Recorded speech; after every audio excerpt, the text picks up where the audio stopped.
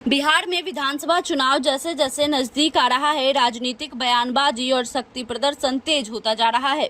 इसी कड़ी में लोजपा रामविलास के राष्ट्रीय अध्यक्ष और केंद्रीय मंत्री चिराग पासवान ने मुजफ्फरपुर के MIT इंजीनियरिंग कॉलेज परिसर में आयोजित नव संकल्प महासभा को संबोधित करते हुए चुनावी माहौल में नई बहस छेड़ दी। चिराग ने मंच से RJD के MY समीकरण को चुनौती देते हुए कहा कि उनका समीकरण जाति और धर्म पर आधारित है, जहां M का मतलब मुसलमान और Y का मतलब यादव है, लेकिन मेरा समीकरण अलग है। M का मतलब महिला और Y का मतलब युवा। यही वर्ग बिहार की ताकत है और इन्हीं के बल पर नया बिहार बनाया जा सकता है। उन्होंने कहा कि उनकी राजनीति बिहार फर्स्ट, बिहारी फर्स्ट के विजन पर टिकी है और वह सभी वर्गों को साथ लेकर चलने के पक्षधर हैं। चिराग ने अपने संबोधन में राजद और कांग्रेस पर तीखे वार किए। उन्होंने कहा कि कांग्रेस ने लंबे समय तक सत्ता संभाली और राजद ने 90 के दशक में बिहार की बागडोर थामी, लेकिन इन दोनों दलों ने मिलकर राज्य को पिछड़ेपन, बेरोजगारी और बदहाली की तरफ धकेलने का काम किया। उन्होंने सवाल उठाया कि इतने सालों तक शासन करने के बावजूद बिहार में शिक्षा और स्वास्थ्य का स्तर नीचे क्यों है और क्यों आज भी युवाओं को रोजगार के लिए दूसरे राज्यों की ओर पलायन करना पड़ता है। उन्होंने जनता से अपील की कि अगर इस बार चूक हुई तो बिहार फिर से पिछड़ेपन और जंगल राज की ओर लौट जाएगा।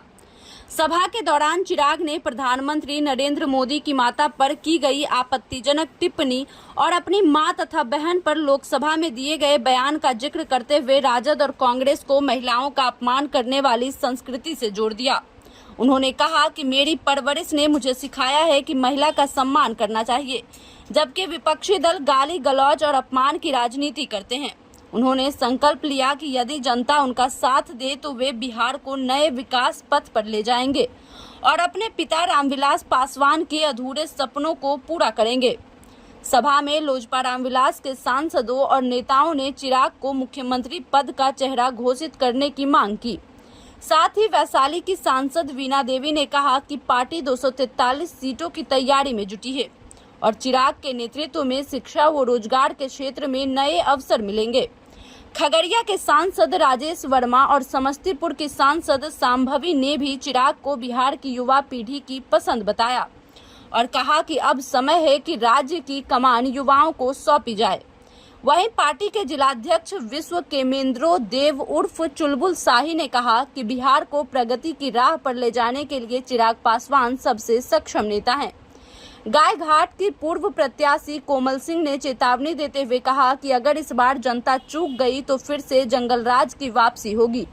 इसी तरह वैशाली के पूर्व सांसद रामा किशोर सिंह उर्फ रामा सिंह ने कहा कि आने वाला समय चिराग पासवान का है और बिहार को सही दिशा में वही आगे बढ़ा सकते हैं।